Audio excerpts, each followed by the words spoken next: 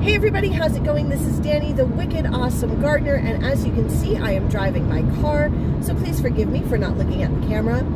You can probably guess that this is going to be a different style video than usual because I am on the road off on an adventure, and it is related to my channel, so I will let you know what it is when we get there. But I figured while I'm driving out on this trip, because it is a bit of a hike, I'm gonna just kind of talk to you and make this more of a vlog style video.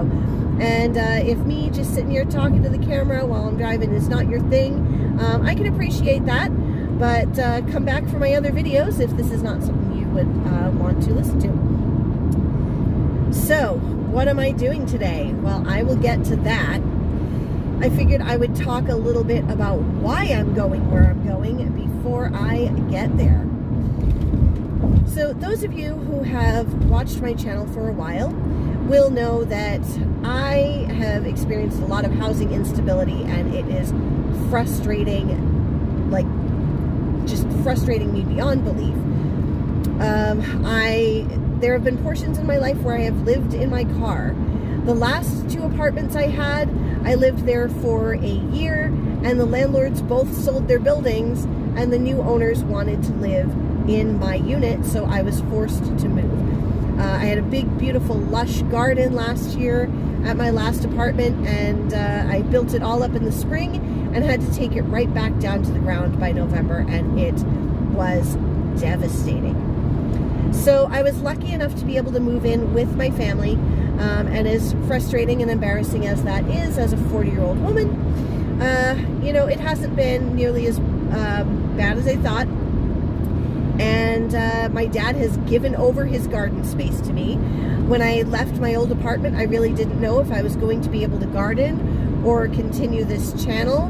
But my two friends, well, three friends, my friend Kristen and then my friends Sarah and Chris, who are a married couple, they offered me their yards to garden in. So I planned to do a canning garden at my friend Kristen's house because her passion is canning and preserving food. She likes to make tomato sauces and pastes and pickles and just can just about anything she can get her hands on. So for her house, I'm going to be building a whole canning garden with tomatoes and cucumbers and jalapenos and all that good stuff, because she will then take that produce and she will process it, and then we will split the proceeds, because she does not have the time or the know-how yet, because I will turn her into a gardener, we know this.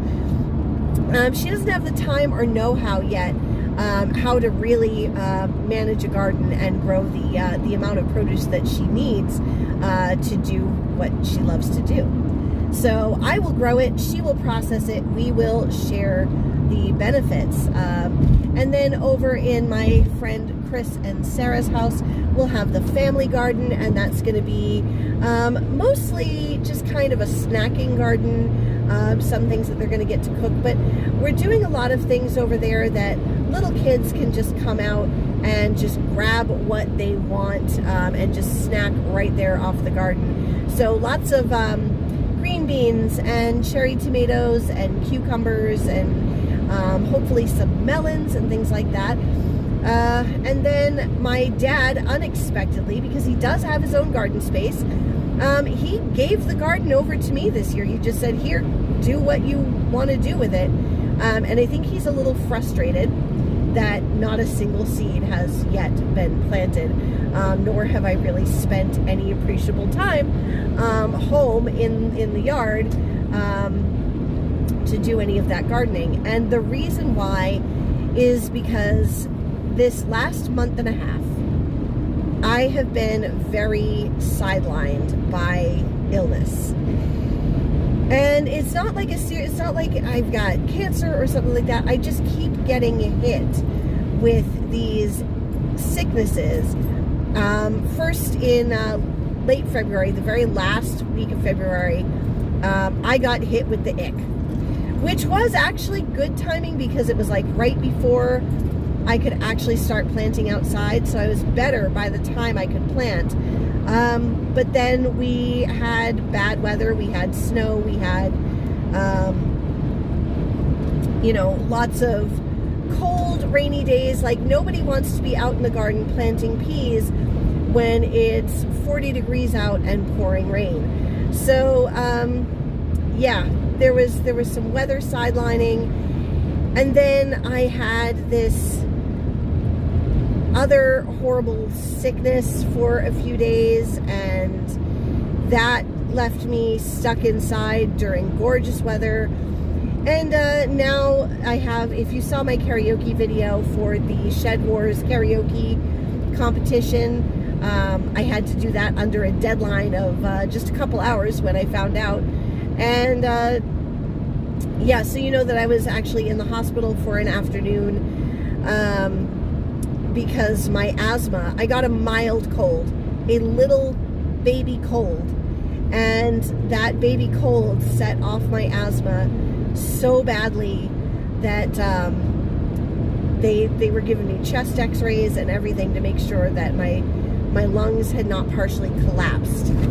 Because apparently when I was sick in bed last summer, if you remember, I did several videos, like a seed haul and a crochet melon hammock tutorial from my bed back in July because something similar happened. I got just a mild upper respiratory infection, and it set off my asthma to the point where my right lung partially collapsed. So yeah, I could just keep getting sidelined. This weekend, I really should not be doing anything. I should be laying in my bed and resting, but I figured taking a long drive isn't going to be so taxing. Maybe loading up the thing I'm going to load is something that I shouldn't be doing, but you guys know me, I'm going to push the envelope. Just in case anybody's worried that I'm distracted by talking to the camera, there's this old saying that people who talk to themselves either have money in the bank or they are crazy. And if you've been around this channel for any length of time, you know I'm broke and I am a little bit crazy. So actually, I talk to myself in the car constantly. I'm either working out what I want to say in a video, or I'm rehearsing real estate scripts, or if I've got a really important conversation coming up and I want to make sure that I'm saying things in just the right way, I'm working it out in the car. So this is kind of my default. If I did not have this camera going, I would still be sitting here talking it out. So I'd probably, I don't know, be working on what I'm going to say in my strawberry video, or my container planted asparagus video that's coming up, or something like that. So I am good. I am all good. And if you notice, I still haven't looked at the camera, not even once. So I'm kind of just pretending I'm talking to friends sitting in the car. So I've got all these big garden plans for this year.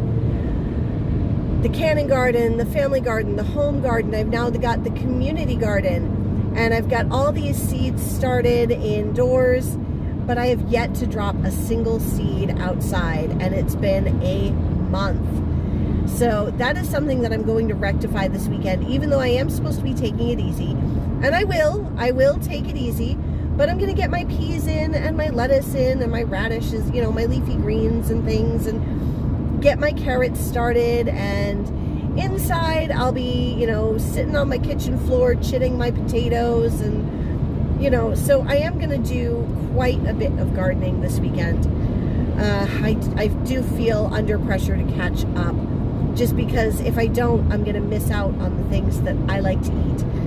And that's really the whole point. I don't grow this garden just to have a YouTube channel. I don't grow this garden just to have content.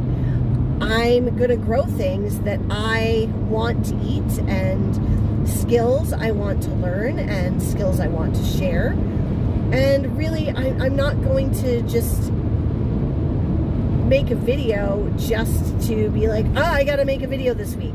If I don't have something to make a video on, I'm not going to make a video. I was going through a construction area and I hit a little bump that they had in the road, and my camera angle dropped just too much, so I had to pull over and reposition my camera just to kind of explain the change in view here. Getting back on track with this discussion, I have been very delayed by illness and by weather, and if I'm going to do the things that I want to do this season, I am going to have to change up my strategy. In the homesteading community, a huge emphasis is placed on skills, and so I am trying to build as many skills as I can while I'm kind of in my, waiting room, classroom period, and trying to do as much of like an urban homestead as I can, whereas it's not my property and it's very, very small. The gardening, I think I have made tremendous progress on in the years that I have been learning and really, really hyper-focused on it. And I think that's part of what pains me so much in being behind. But the focus in homesteading is very much self-sufficiency. If you can make it yourself, if you can save some money, if you can be resourceful and work with what you have. But I've also been a real estate agent for years now, and there are other things that I have learned, such as leverage. You hear that old phrase, time is money, and it carries with it a really negative connotation. Like, if you're not being productive, you're wasting time. If you aren't giving me something of value, you are wasting my time. You are costing me money, blah, blah, blah, blah, blah. But I prefer to look at it more through a lens of, to achieve what you want, you are going to have to pay for it. You are going to have to either invest your time, and that's not just time in the actual production of what you're doing, it's time gathering the knowledge and the skills to do what you're doing, to plan what you're doing. So in doing things yourself, there is a significant payment in time, which, you spend all that time learning skills, thus you don't have to duplicate the time learning those skills later. You can just go on and do the actual labor. You are either paying in time or you are paying in money. And the more of one you have, the less of the other you need. And that, may vary a little bit, I guess, on the time side, because some people pick up certain skills better than other people. So who knows, your time investment may be less. I don't know. But when it comes down to it, there is a certain project that I've been wanting to work on, and it just seems that the time to do it will not be afforded to me. So I either have to put it off till next year, or I need to just look at the costs and find a cost-effective way to make it happen with the American greenback dollar. So that's what I've done, and I am on this trip today because I have put in a little bit of legwork to find what I need at a price that I can afford and that I can be happy with paying, and it does get me what I need, and it allows me to then spend that time dropping seeds in my garden, which is what's going to make me really happy. So I feel like that's a good stopping point for the moment, because I am just about at my destination, and I'm going to cut this so that I can pay attention to the directions. And I don't know if I'll be able to film when I get there, because when I spoke to these people, I did not talk about the whole YouTuber aspect, so I doubt very much that I will be filming when I get there. And so I'll have to pull over on the road after I pick it up. I'll just pull into a parking lot so I can show you what I got. Okay, so I got what I came for, and I've driven almost all the way home, and so I then stopped in a big old parking lot so I can show you what we got. Woohoo! Check it out. It's kind of hard to tell what it is, but yeah, we definitely measured incorrectly. I was measuring here for how much space and forgot that it tapers a bit up toward the top, and that inside the car I'd have to like angle things, and so he didn't measure right, I didn't measure right, but check this puppy out. Any guesses to what this is yet? What? You think people have some significant guesses now? It needs a lot of cleanup. We had to take the roof off, and the roof of the nesting box is off. And yeah, like I said, it needs to be cleaned up. But there's several doors on this thing, so points of access.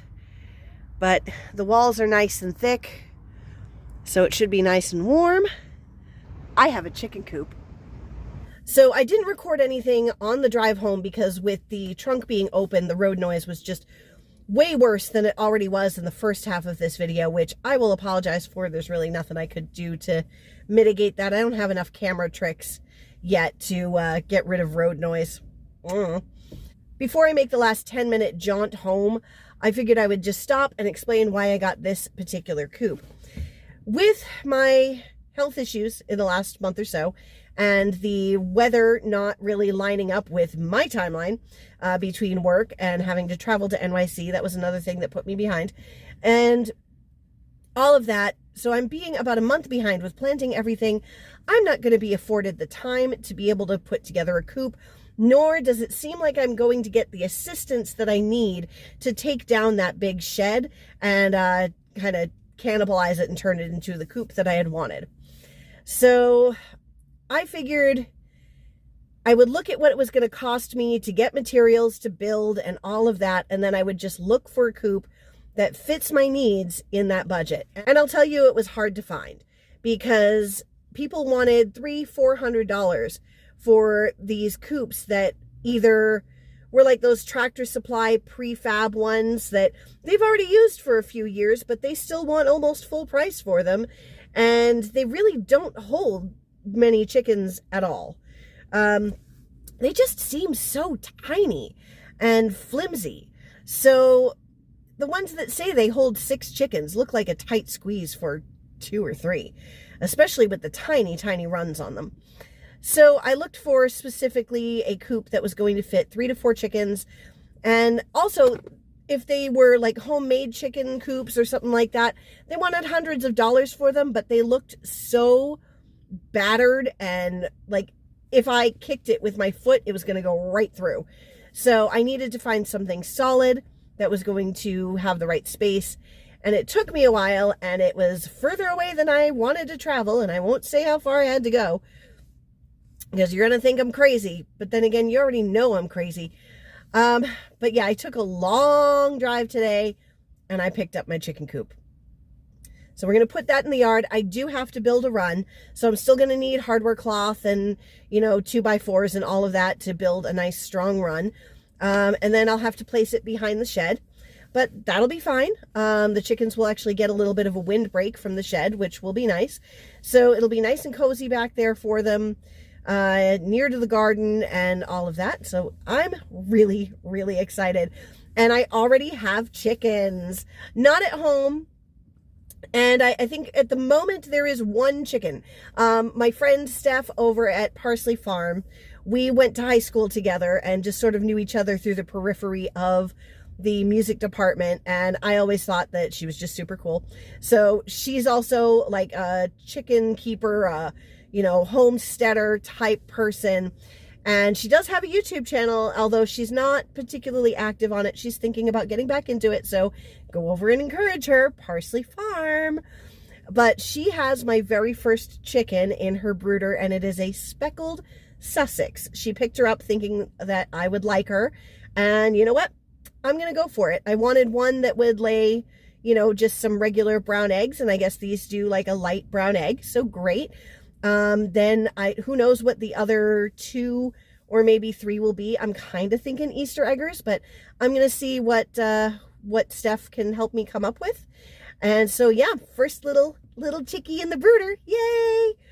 So I needed to really get a coop and, get going on the run now. I got to get that coop cleaned out. They had chickens in it. He said he had 6 chickens in this thing, and I don't know. I mean, that feels a little cramped to me. But again, I only want like 4 chickens at a max, and I'd like to have them have some space to roam around. More space, happier chickens. I'm good with that. Depending on, I'm going to have Steph actually look at it and tell me whether she thinks 3 chickens might be better. So it's going to be either 3 or 4, but definitely not 5, definitely not 6. And you guys can hold me to that. You can quote me on it. All right, I'm going to make that last 10-minute run home. If I get a chance to take this out of the car, which hopefully my dad is willing to help me, I'll let you in on a little secret. My dad has no idea we're getting chickens. So what is that old saying? Is better to beg forgiveness than ask permission. And I know my mom has wanted chickens for a long time. And I think he's just more like worried about the hassle of it all and all of that. So we're just going to get a couple of chickens and just go with that. So the thing is, I got to get this out of my car somehow into the backyard. And it's heavy and it's going to require a real oomph to pull it free from where it is, because we squeezed it. But at least we know it's a solid coop. So if I can, I'll get some footage of that when it's in the backyard. All right, so now that it's out of the car, we can get a better look at it. It's a little bigger than I thought, so yay. But here we go. Front of the coop has a big old door here. Got that tied down just because it made it easier for the trip. Larger access door here for easier cleaning. It does have a window here for some ventilation. There is a window that covers this that's glass that I can lift up or not, depending. This has the pieces over there. I've just got to screw it back on up here on the hinges. Again, to get in there. But the nesting boxes are under there. It kind of confuses me why they didn't have an easier...